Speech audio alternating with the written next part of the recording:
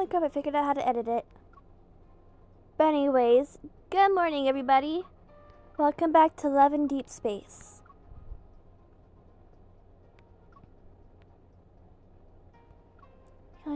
What?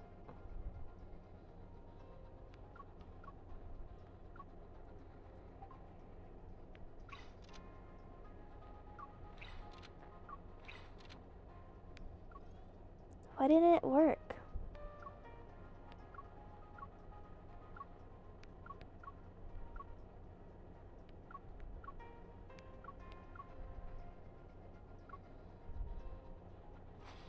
Nice. Okay, anyways, so today we are going through the little notes thing so I can tell you all about the stuff. I guess I should start with the Hunter's Guide first. So the main character is this thing called a hunter, and she joins the Hunter Association in like the first chapter. And she's in an organization funded by experts in deep space hunting industry. Under the World Evil Government's supervision, its purpose is to select talented individuals, regulate the deep space hunting industry, and sometimes discipline hunters. The association also serves as a support service for every hunter, providing them with resources in the fight against wonders. I don't really remember this part, but I guess there's some kind of code. It was created by the World of Hunters Association. It sets the rules for how a hunter should operate, and there's agreement all hunters must abide by. And there's this. Well, I guess I should go to Deep Space Hunter next.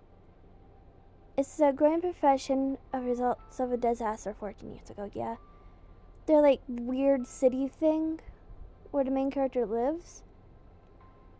I think like imploded or something, I don't remember. Its main goal is to eliminate wanderers and gather protocors. Hunters typically exhibit physical and mental prowess. Those who are evolvers sometimes have better combat abilities. To become a certified deep space hunter, one must take the Hunters Association licensure exam to obtain a license and adhere to the Hunter's Code. So I guess I should go up here next. Protocor when wanderers of a high threat level are eliminated, they drop protocors. After years of research, the methods of extracting their energy have become very advanced. Protocor energy is now used in various fields such as electronics, healthcare, and space.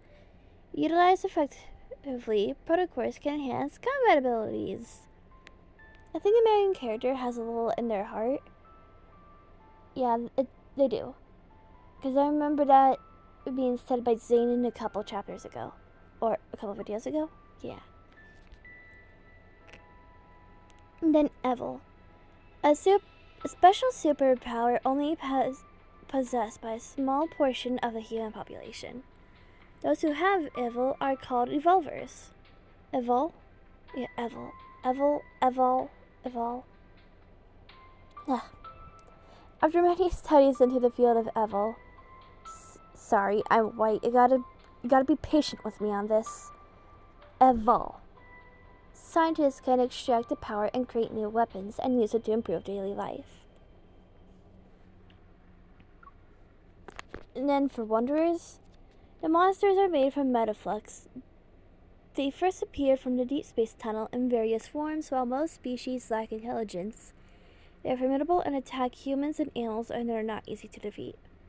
There's other stuff like unicorns. One of the teams under the Hunters Association first established during the disaster 14 years ago. It was responsible for dealing with wanderer-related incidents, especially those involving dangerous wanderers. Its logo is that of a unicorn. It's really cute. I like their logo. Alpha Team. A unicorn sector known for its rigorous selection progress. The main character got into that one. to prevent crisis. It is possible for carrying out missions that include the following: detecting wanderers, searching for wanderers, eliminating wanderers, and eliminating wanderers. Its members consist of highly skilled hunters. And data analysis. A unit core sector responsible for the following: gathering and analyzing data, detecting and identifying protocors, monitoring regional energy fluctuations, etc. They serve as intelligence processing center for the entire team and provide support to other sectors. I don't really think the message stuff is important.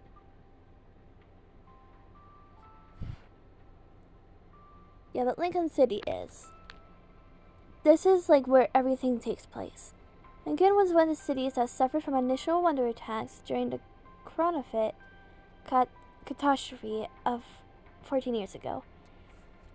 Oh my gosh, I just woke up a couple minutes ago. Not a couple minutes ago, but half an hour ago. You gotta bear with me.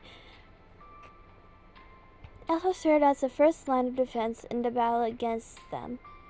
With the help of Protocore energy, it has been rebuilt into a bustling metropolis, but many areas still maintain traditional ways of life.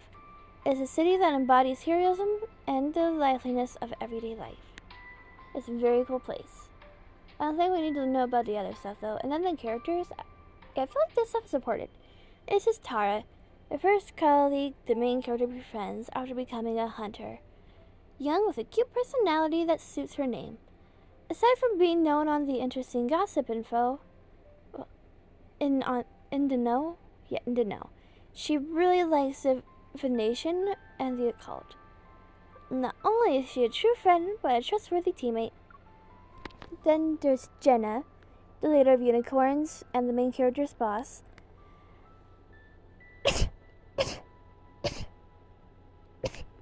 Ugh, sorry, had to sneeze. She personally manages Alpha Team, cheerful and decisive.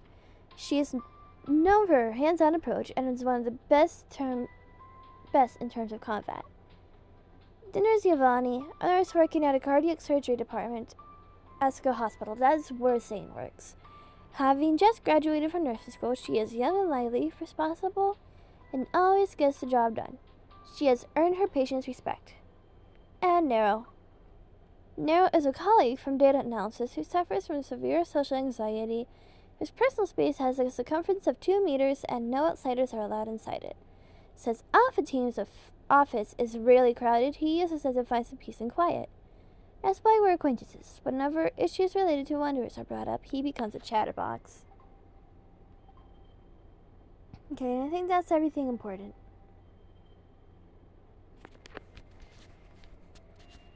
Now, unfortunately, that article thing that we had yesterday, I did read through it, and I also got some messages. I don't really think they're that related to the story, but here we go. The winner of the patient's doctor category is Zane, a cardiac surgeon. In order to spread good vibes at work and better serve our patients, our hospital's annual patient's favorite doctor poll has begun. Starting today, we will introduce each of the doctors selected. Today we'll talk about Dr. Zane, the chief of surgery and the division of cardiac surgery. Had to cough. Everything just sucks in the morning. He's a leading expert in the field of cardiac surgery at our hospital. Having graduated from the Skyhaven Medical Sciences MD PhD program, Zane has a PhD and MD. He joined ASCO's hospital's cardiac surgery center at a later date and has served as an attending physician and chief medical officer. Sorry, I'm not used to this much talking. Currently, he is a chief surgeon, principal investigator of the Evil Cardiac Lab, and a lecturer at the Skyhaven School of Medicine. In 2046, his research discovered how the Evil gene affects selective pressure and abdominal cell mutations during heart development. Sorry, that was my boyfriend.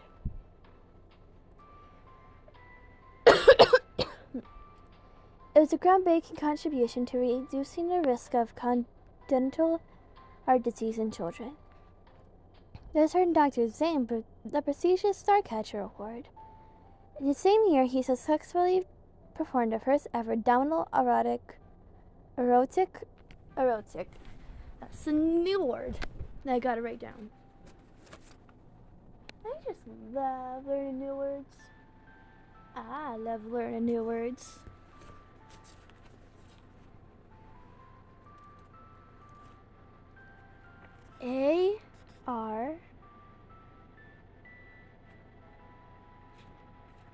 A-O, sorry. A-O-R-T-I-C.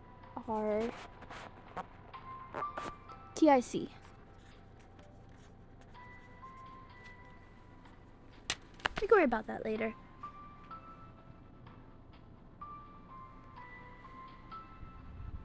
Where was I? My brain stopped braining. Okay, here we go. Dr. Zane the prestigious Starcatcher Award. In the same year, he successfully performed the first ever abdominal erotic repair using Eval technology, making him the youngest person to receive the Lindy Award. In 2048, he became a chief surgeon at ASCO Cardiac Surgery Center and established the Eval Cardiac Lab,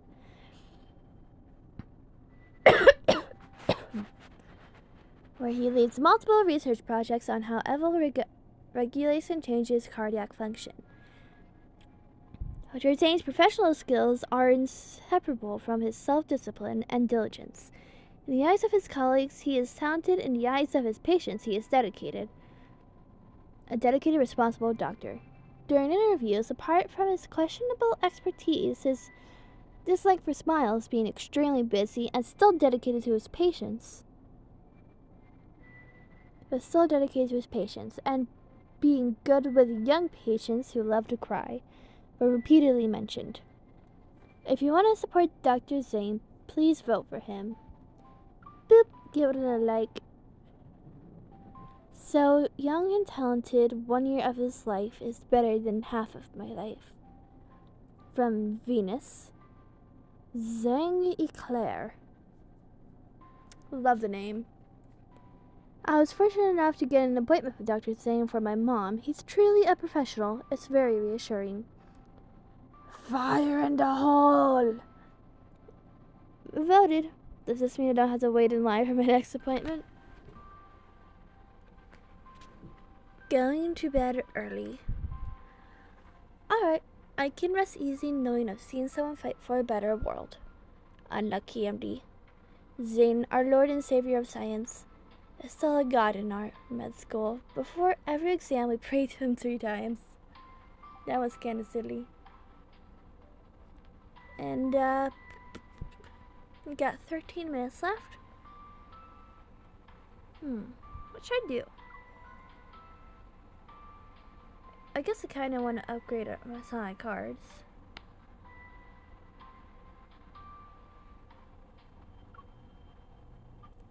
I'll look for all the Zane ones.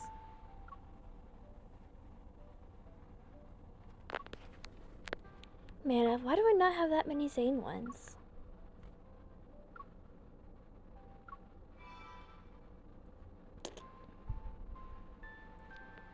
That kinda sucks. Oh well, we can worry about that later. Let's go to the story now. Was this what we were on? Nope. We finished that chapter yesterday. Next target is what we're on right now. The oil painting is taken back to HQ. I sit down in a chair at data analysis as Tara skillfully pulls up information from various databases. There wasn't a lot of metaflux to extract. It'll be a while before the analysis gives us any useful info. Can we figure out where the painting came from? Already ahead of you. Sold from an art gallery called Flux Arts. It's owned by Thomas. He's a professional art broker. The painting's artist is Raphael. Raphael? He's pretty famous, always on the news. Probably why you've heard of him before. I've been calling him Raphael this whole time. Beep, the transmission is complete. Tara, synchronized data appears on my hunter's watch. Raphael, 24 years old, an artist who returned from the country at the start of his year. He's a once-in-a-century genius. Records show Raphael came back from a trip not too long ago. He's an odd one. No one knows his background or his hometown. He rarely interacts with other artists. Industry insiders say Raphael locks himself in his studio for half the year, then spends the rest of his time traveling the world for inspiration. As for his paintings, just last month, his art broke the record for highest selling price at Lizio auctions. An artist of this caliber, meeting him in person might be challenging. I skimmed through the long list of awards before stopping to look at a photo of him. A sense of deja vu washes over me. He's a rambling weirdo with a fish. The photo is a good shot, though. Through the glass and in the middle of the crowd, it captures the moment. He turns to look at the camera. He seems to be smiling, yet there's a subtle aloofness. He's quite different from the person I met at that time. Might be challenging. There's a chance. Still means there's a chance. Where is the gallery located?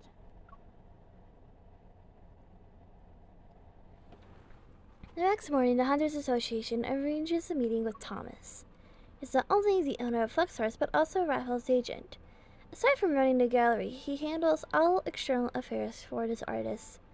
Since Raphael refuses visitors, Thomas is the only ticket to meeting the man himself. A white building stands tall in the city's central business district. Fluxart is on the highest floor. I'm sorry. Thomas is dealing with an emergency right now. If you're not in a hurry, he said you could walk around the exhibition as you wait. Thank you very much. After giving me a guidebook, the staff member quickly leaves.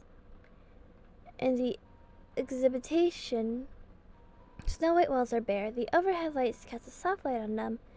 The more I walk around, the more empty and lonely this place is. There doesn't seem to be any fluctuations. A spotlight illuminates a large oil painting taking up half the wall. As I get closer to it, I can see each delicately painted brushstroke. Different colored layers, they're representing the sea. Blech. This painting is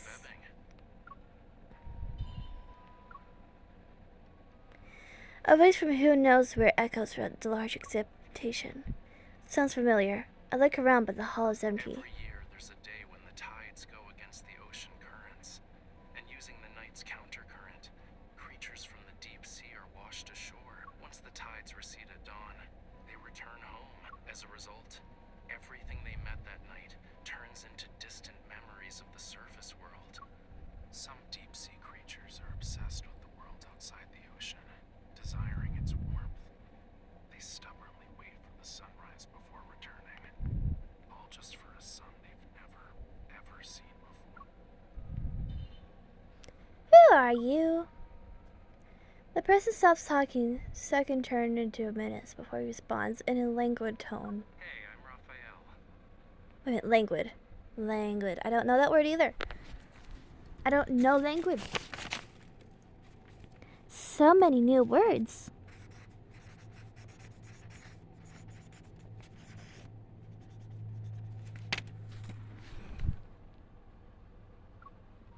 This is my art exhibition.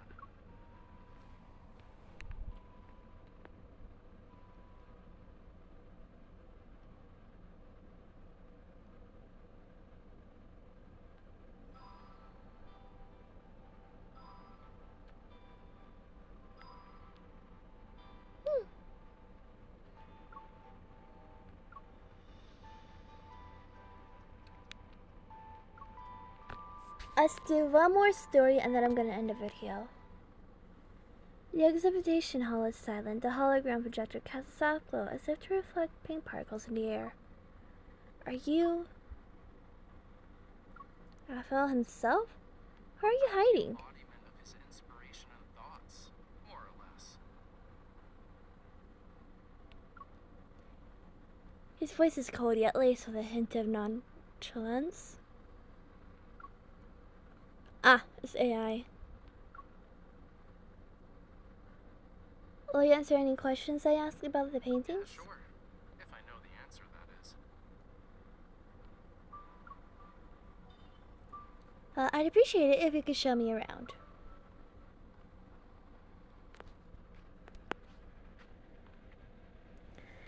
After turning a few corners, I find myself in a separate exhibition room, but there isn't anything on the wall. According to the guidebook, the painting that's supposed to be here is the one Raymond purchased. The painting can't be properly displayed at the moment, so we're just gonna use some fancy hologram tech.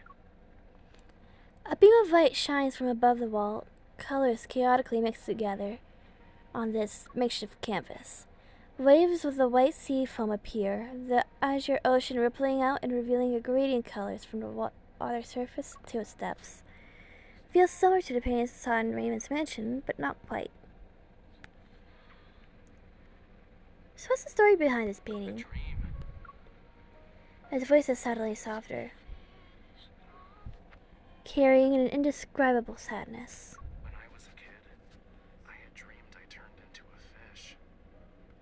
I swam and swam and swam from the deep sea, seeking a place beyond the water's surface, only to end up in blood-red seawater. The light shifts with his voice, casting a shimmering gleam. It's like looking at the glittering waves. The room seems to ebb and flow like the sea.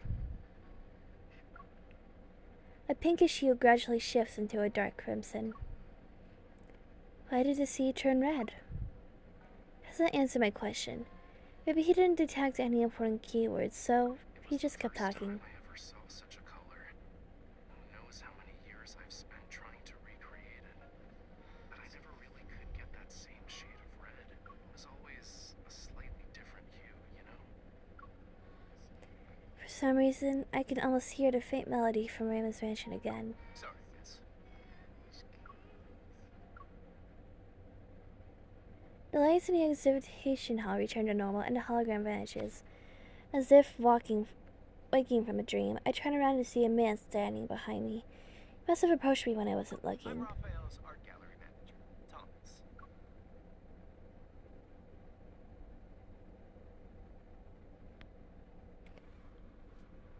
Thomas leans back in his uniquely designed chair, crossing his legs.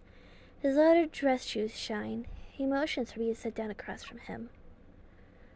I fill him in on what transpired at Raymond's mansion. I even mentioned the wonder of being possibly connected to the painting, and Thomas's face turns pale, but he quickly regains his composure. You're suggesting Raphael might have messed with his own painting. It doesn't matter if he's responsible or not, since the wonder could have been in the art, his studio, Raphael himself, and even your gallery might be in danger. Please tell me everything you know. Thomas rubs his expensive cufflinks, hesitating. It takes a while before he finally speaks. Mr. Raymond, a renowned art collector famous for his discerning taste, graced Flux Arts with his presence last month. Despite the gallery being filled with better paintings, he was utterly smitten with that one. He needed to buy it, had to nag Raphael before he finally agreed to sell it. During the process of arranging, displaying, and selling the painting, more than a dozen people have been in contact with him. No one mentioned anything about a wanderer. But what if someone starts to hallucinate because of his art? Thomas pauses for a moment, but then bursts into a fit of laughter. What a nice compliment. Making people literally go crazy over artwork isn't something many artists can pull off these days. Are you saying he's trying to cause drama to increase the value of his work? Thomas clears his throat and rubs his nose. I wish. If Raphael cared about that stuff, my job would be a piece of cake. Wait until you meet him. You'll see what I mean. He did mention something a while back, said he often heard strange noises in the studio at night. Thought he was trying to trick me. Mondays, Wednesdays, Fridays, he's sick. Tuesdays, Thursdays, Saturdays, a wanderer showed up. Could you do me a favor and check if there's actually a wanderer at his studio? I would love to see the tomfoolery he plans to do next.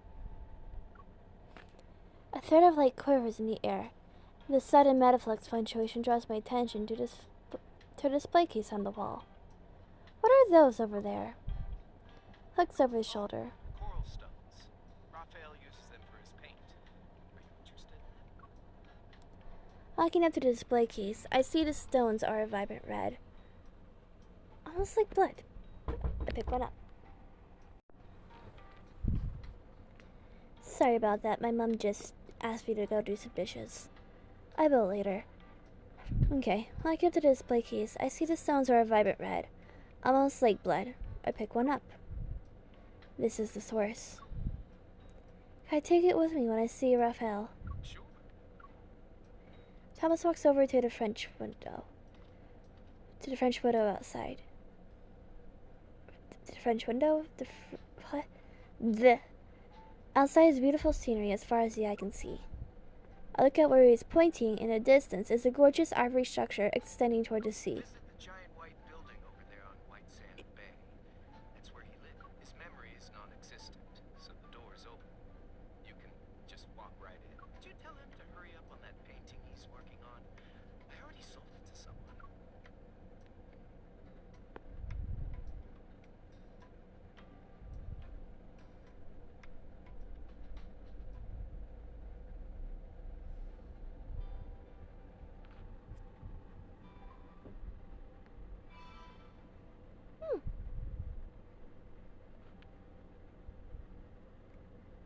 Apparently there's stuff for me to grab. Log in.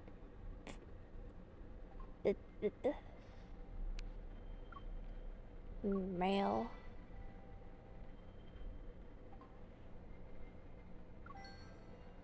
There's also stuff in the shop.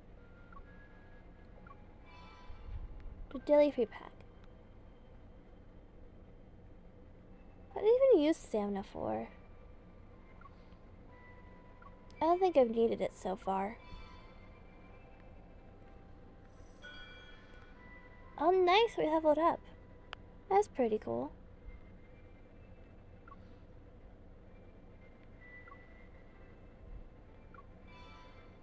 Also got 2 wishes. Go back here and can claim 100 coins. I don't know what coins are used for either. I know, yes I do. They're used for memories.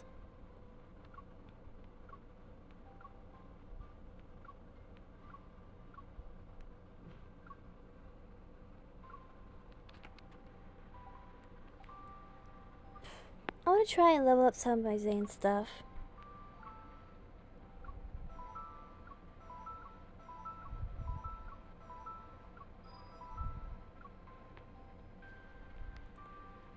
Bleh, bleh, bleh.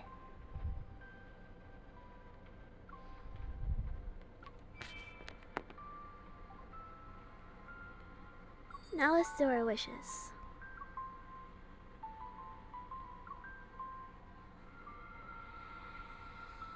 Whee! Oh, God, Xavier. One more?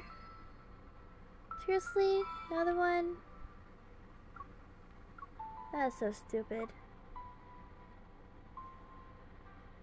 Let's do a shop.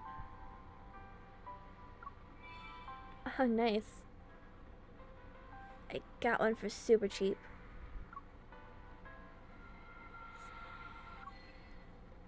Why so many Xavier memories? I don't want them. Screw Xavier. No one likes Xavier.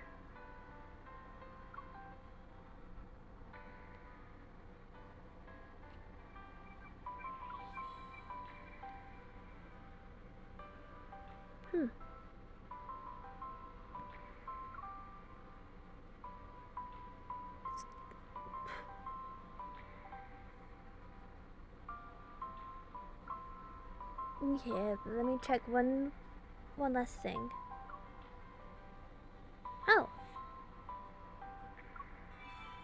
That's convenient. What's a deep space wish?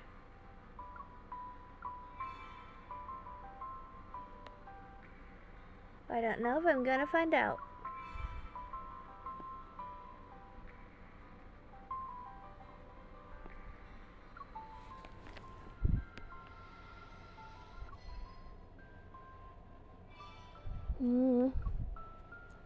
I'm gonna sharp myself.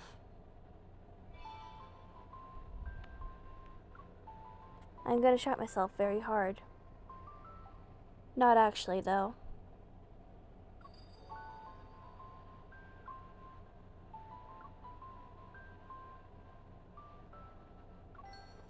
Oh, ow.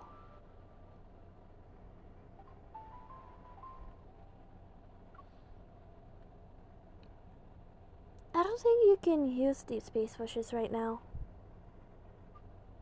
What does it want?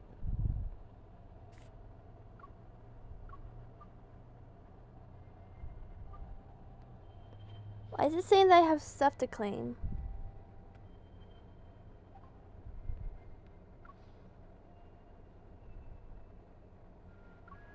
I am very confused. What is this? Okay, no, it doesn't matter. Yes, it kind of does, but at the same time, not really.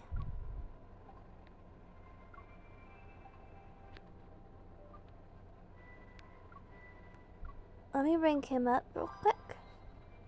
Okay, all done. I'm gonna go now. Thank you all for watching. Hope you all have a wonderful, amazing day, and I will see you all later. Goodbye!